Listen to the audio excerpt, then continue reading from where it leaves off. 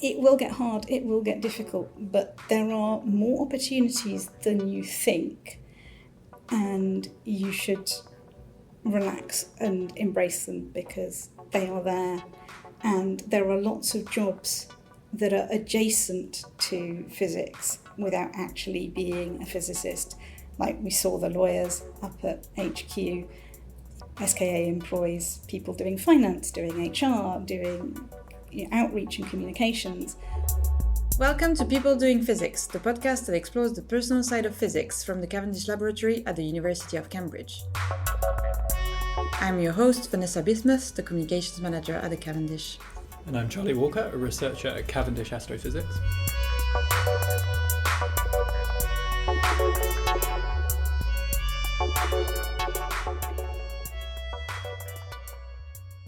Today we're joined by Verity Allan, who works as a project manager, developer and programmer of architecture and software for the Square Kilometre Array, which will be the world's largest radio telescope. A graduate of Cambridge, Oxford and the Open University, Verity came to Cambridge from a town in the Midlands to study Anglo-Saxon, Norse and Celtic. How did she go from studying ancient languages to coding, designing security for telescope software systems and pursuing a PhD in high-performance computing for astrophysics? These are just some of the twists and turns we hope to explore in our chat with Verity. Stay with us.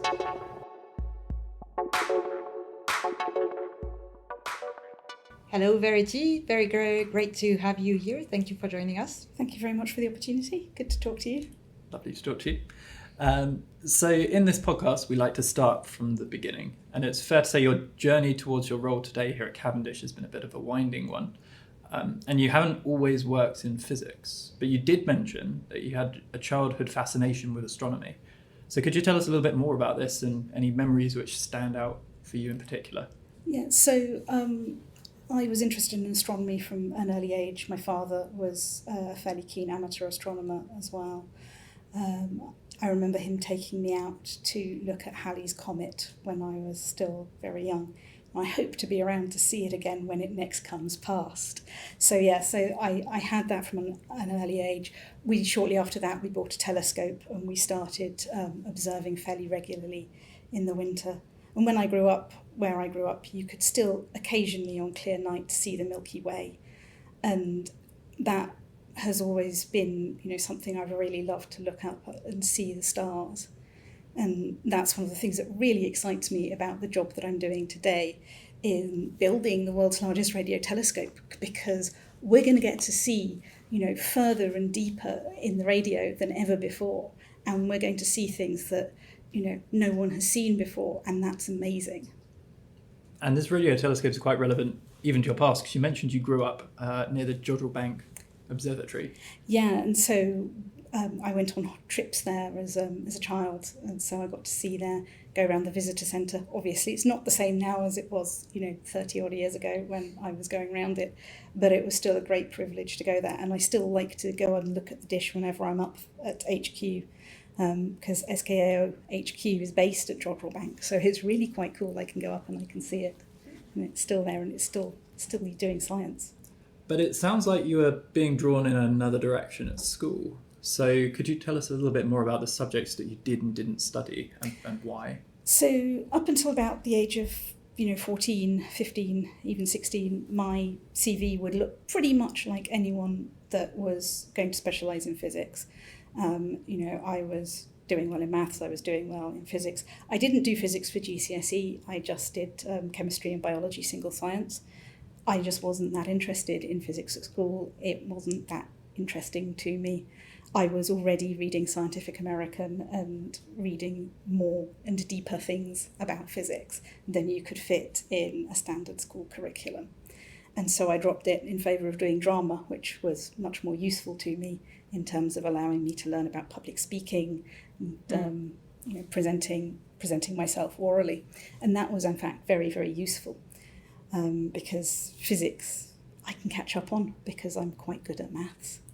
And I was also doing maths challenges that were done in schools and things like that. But it just wasn't that interesting to me. I couldn't really see how I did maths or how you could do maths.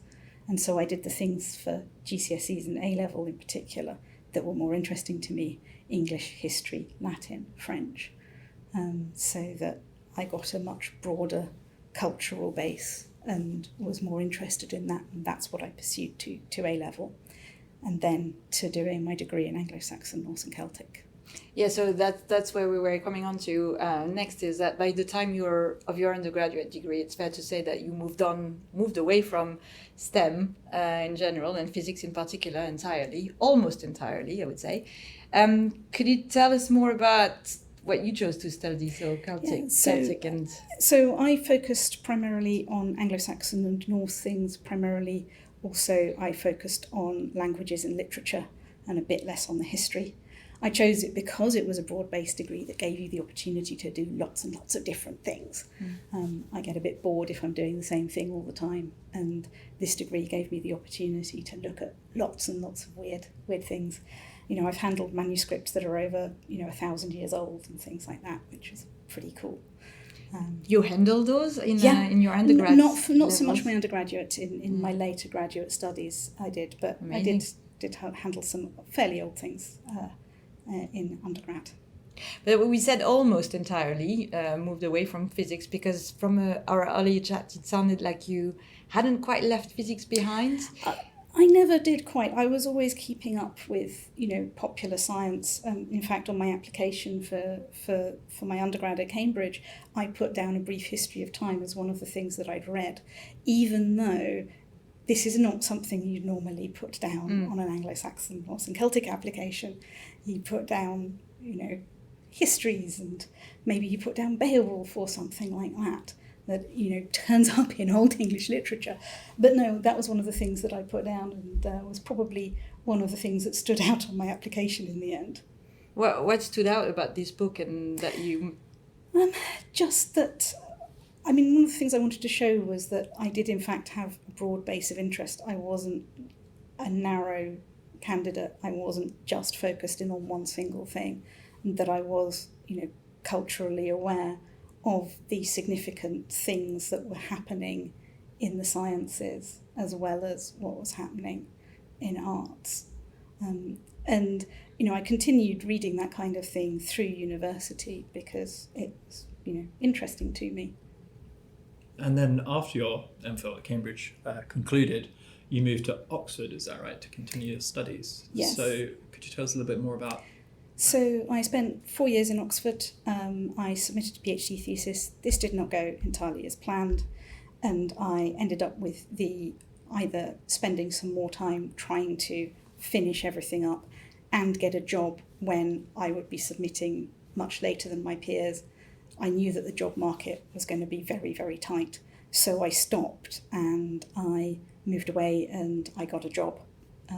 Actually, it was a job for the University of Cambridge doing data entry, because I'd actually, done data entry during my holidays as, sort of summer jobs.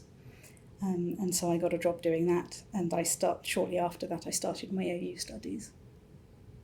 So it sounds like you were at a crossroad after Oxford, and this is when you began to turn back from the arts toward a more STEM-based career, loosely defined STEM-based career. Could you tell us more about the process of retraining?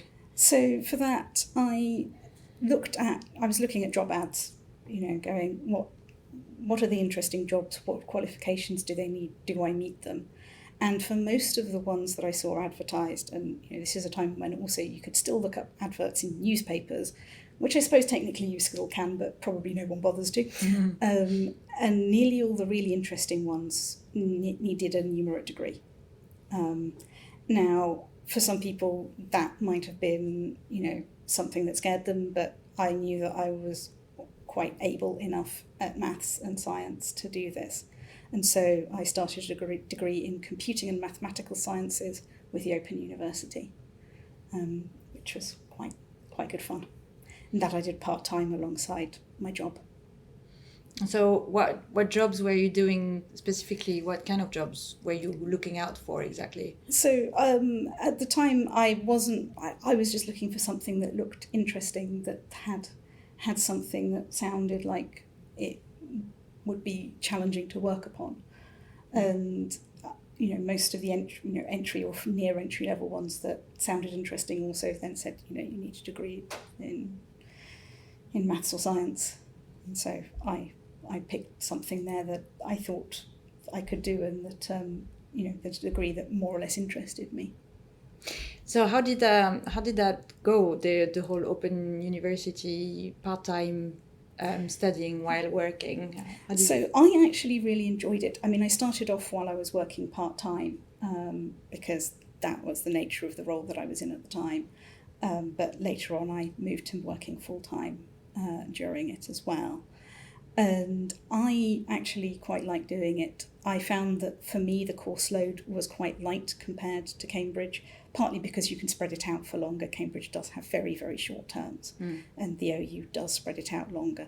And also because you're doing it part-time, you're also spreading the whole thing out. I mean, I did it in, I think, 5 years, which is a bit quicker than you have to. Normally, if you're doing it part-time, you'd spread it out so that you complete in 6, roughly 50% of the time.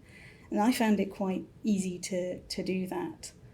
The course materials are really good, really help you through as well. And I graduated with a first-class degree in 2012, end of 2012. And were you keeping up with physics in any way at this time? Only insofar as I was reading pop physics books and things like that, not or rereading the brief history of time. Might have done, but I was also reading books on mathematics, books on computing, including computing security. One of the things that I got interested in was computer security, and I started reading Ross Anderson's security engineering book. And Ross Anderson was a professor here. He died late last year, I think. And he wrote some very good books that I started reading at that time.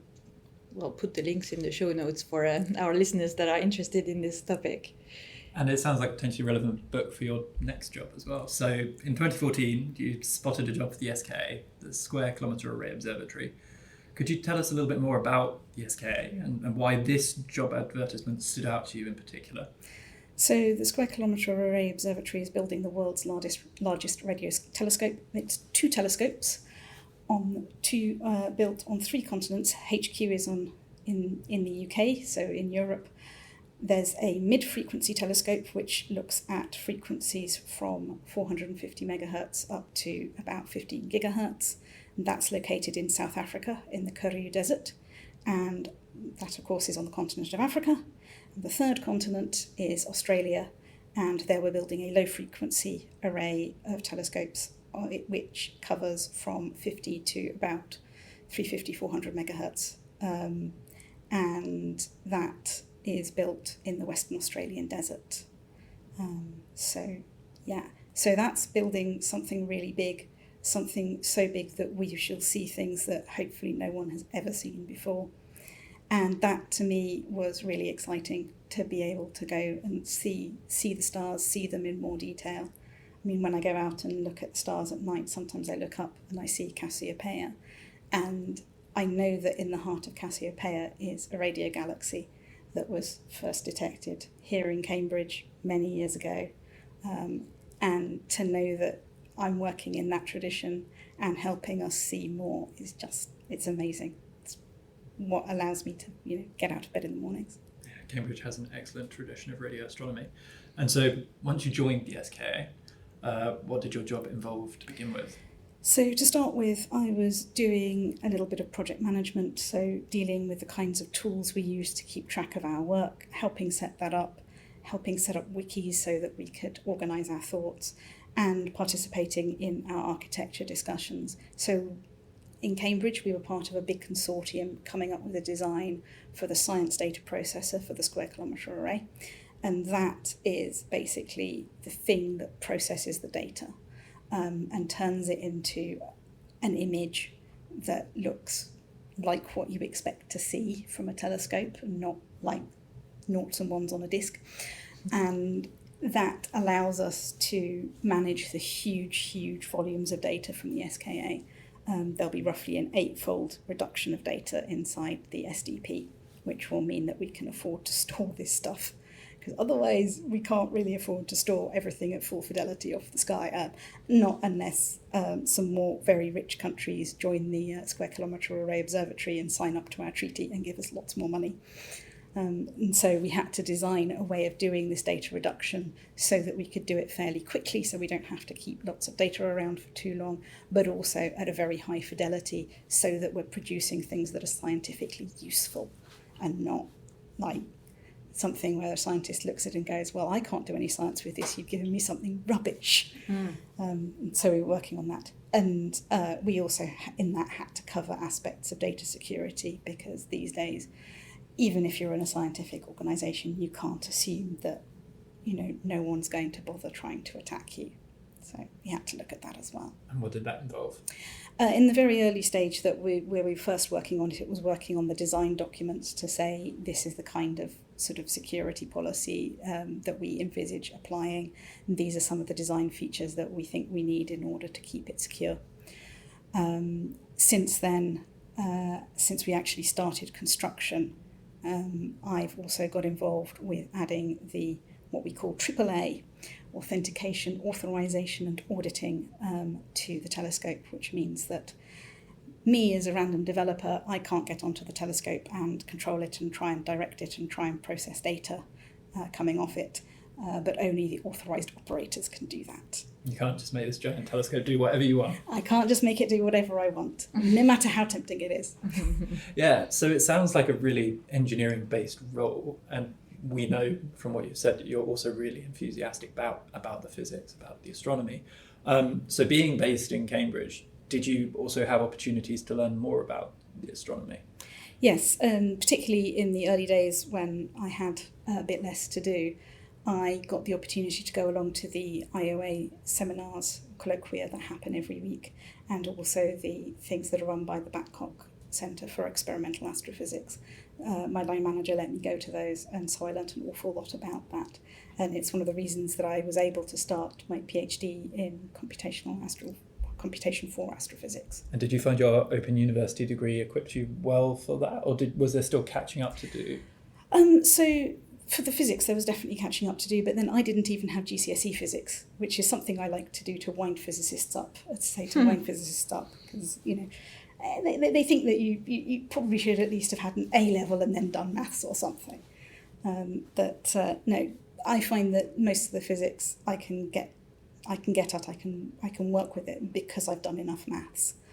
And obviously there are specific things that you have to cover, because a PhD is always going to be more in depth than anything that you cover in an undergraduate degree. And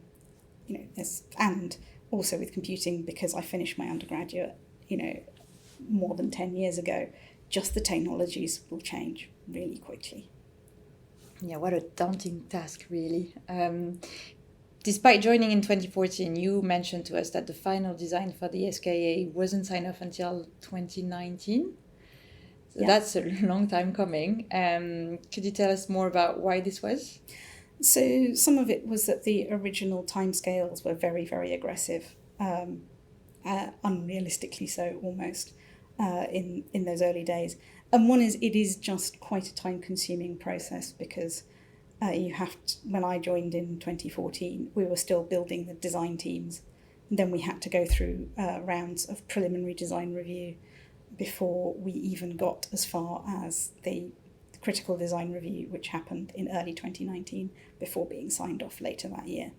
And even then we had a bit of a gap, because we were still waiting for the treaty that backs the observatory to be signed. And so we had to wait for that to be signed before we could start construction properly. So as construction started? So yes, construction started, I think it's about 3 years ago now. I've lost track of the time already. Mm-hmm. It goes so fast. And so we've started construction now, and several countries have joined the observatory.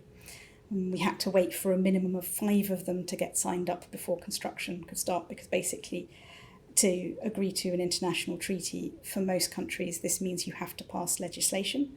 So you can actually look that up for the UK and find the piece of you can find the legal instrument that actually signs us up as part of the SKAO.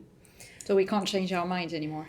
It's very, very difficult to. Yeah. There's a scientific council that tells us, and the treaty will tell us what we're allowed to do and not to do. But yeah, it does mean that it is quite difficult, first of all, to get everyone to agree to join and to agree. First of all, to agree the legal text of the treaty is really hard. And then you have to get everyone to sign up to it and pass it through the national legislatures. So when did that happen? So that process was starting in 2019 and was going through 2020. One of the last things that I saw up at HQ before everything was shut down for the COVID-19 pandemic, so this was very early 2020, was a bunch of lawyers shut in a room together. They were working from 8 till 6, and they were known as legal scrubbers, which is a really funny phrase. What a title. It's a great title. And what they were doing was taking the text of the treaty and checking it very, very carefully to make sure that it meant exactly what they wanted it to say. And yeah, they were working from 8 till 6. They got their lunch wheeled into them. They didn't really get any breaks, and they were doing this at least for a whole week, because that was the week that I was up there seeing them do this. Were they looking stressed? They did look quite intense, not necessarily stressed, but they looked very intense and very concentrating. I have to say I prefer a style of work where you can take slightly more breaks than that. And it sounds like during this sort of 2019-2020 phase, you and your team specifically were working with astronomers, specifically focusing on their codes. So what were you doing there, and why was it important to be working with astronomers for a long-term astronomy project? Well, so the thing here is the SKA has we've got an issue where you've got to keep the code going for a long time. It's got to be highly, highly reliable, because basically we want to observe 24/7 every single day of the year.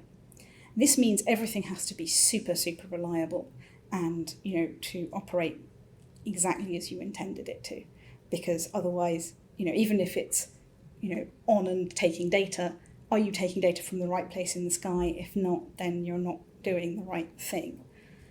So we've always had to work with astronomers and programmers together to get this going.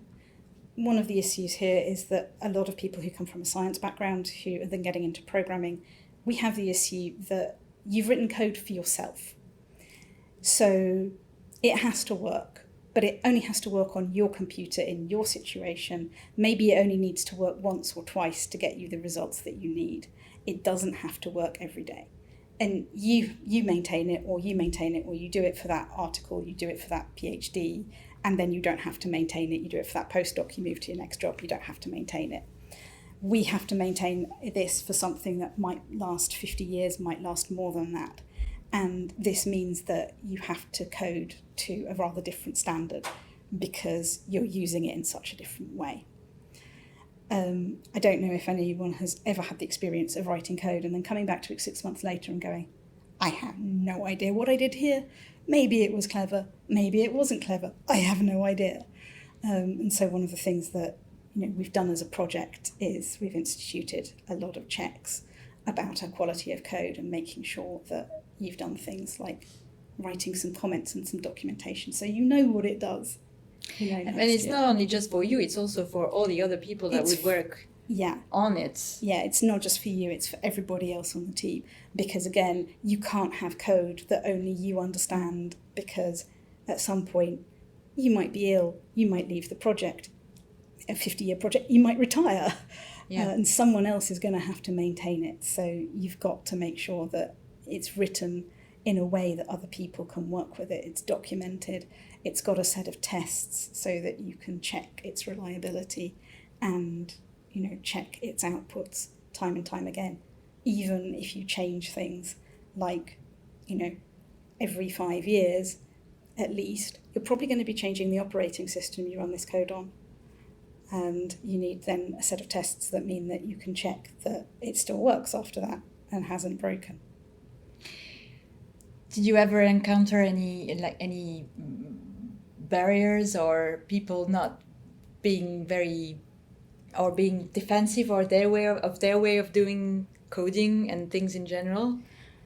Only a very little bit. I mean, occasionally you do, but once you point out to people that actually it's not like what you've been doing in your previous sort of scientific roles, or even sometimes in your previous professional career, maybe you've worked for a much smaller organisation, and maybe you've worked in a startup where your priority is to get something out of the door tomorrow before you lose funding for your job.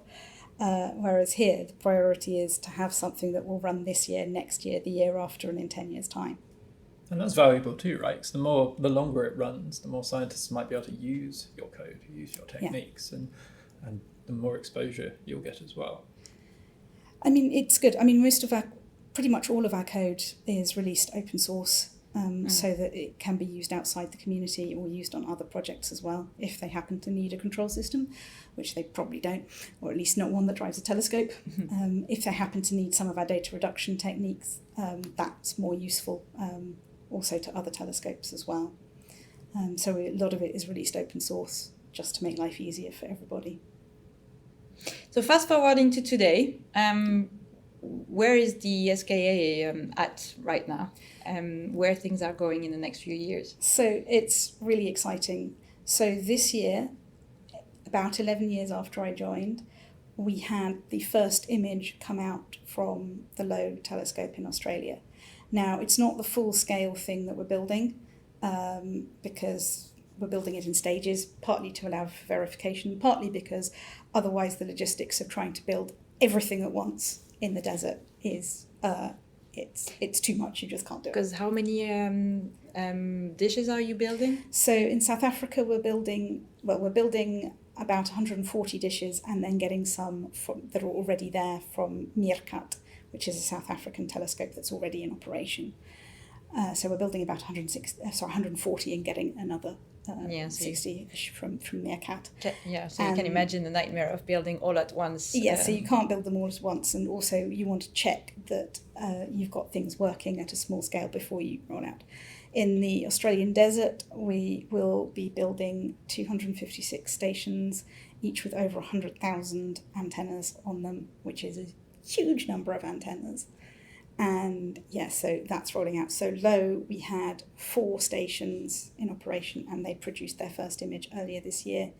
Mid, we're hoping that within the next 3 to 6 months, they will produce their first image. And it's really exciting to see that happen after 11 years on the project.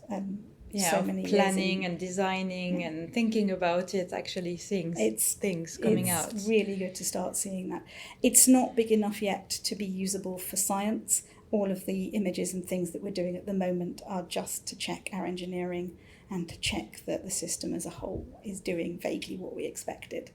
But we're hoping that the first sort of science will be available by the end of the decade. And so what about the future, like the further away future? So the further away future, as I say, science by the end of the decade. We are rolling out to get some more stations and more dishes on the ground. In particular, we're doing a big rollout for low in one of our staged rollouts next year that will take us up to a scale where we start first really using the science data processor to really deal with the data. At the moment, the data sizes we're dealing with mean you don't actually have to use it. You can get away with using existing tools and technologies.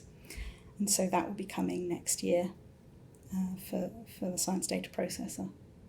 So you mentioned at the beginning of this that as a child you always wanted to do astronomy at Cambridge, and you are. So looking back, would you have chosen a different route to get here or not? It's a difficult one. I mean, some things that I would quite like to have avoided. There were some difficult moments in there that were tricky to deal with. But on the other hand, I've also got a lot of experience that means that I'm doing something a little bit different. I get to work on something that isn't just straight physics or straight astronomy. I get to do things that have, much more of a project management component, much more of a computing component that I probably wouldn't have that I probably wouldn't have been able to do if I'd just gone straight through doing, maths A-levels and then, physics undergrads. it's kind of that whole idea of wanting to have a broad spectrum of interest that you talked about when you talked about reading The Brief History of Time at undergrad. And we haven't even covered the whole spectrum of interest that you are doing right now. Could you tell us a little bit more about what else you're doing at the University of Cambridge at this moment? So for my PhD, I'm researching computing for high-performance radio astronomy, or rather high-performance computing for radio astronomy. Ooh, got that very backwards.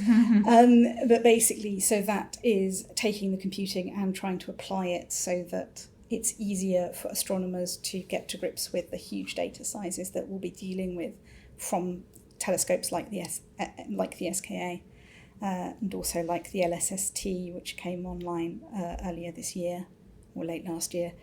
So though that's the kind of thing that I'm supporting, I've also done some research into the history of women in early astronomy and computing, early radio astronomy and computing here in the Cavendish as well. And so those are some of the things that I do.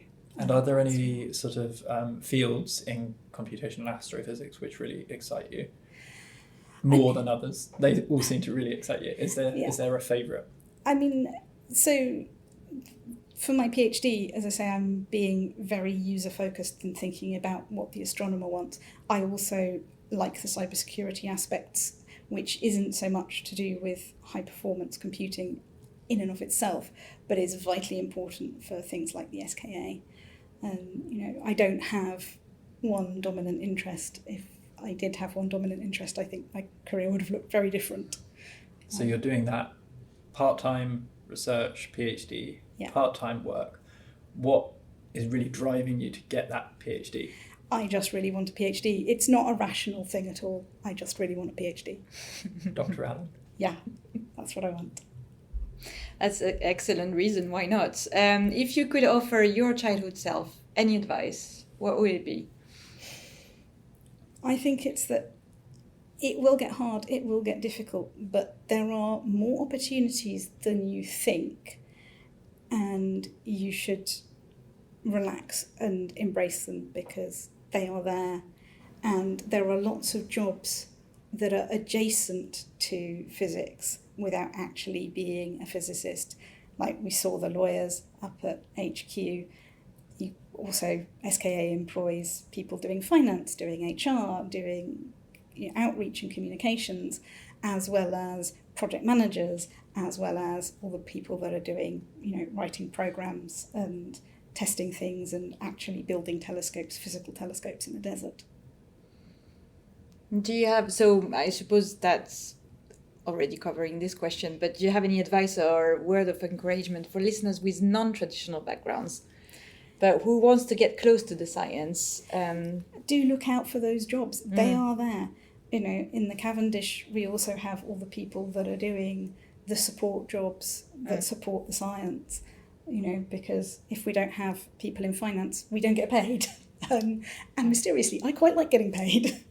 And if you've got a sensitive or line manager, then hopefully they'll allow you to attend some of the, the public events and some of the lectures and find out a bit more about what's going on and what it is that you're supporting and what it is that you're helping to build. Excellent. I think we'll finish on that. Yeah, thank you very much. Thank you so much, Verity. That was great. Thank you for the opportunity. So thank you to Verity Allan for joining us today. As always, if you would like to learn more about what we discussed in this episode and more generally about our work at the Cavendish, please have a look at the show notes or go to our website.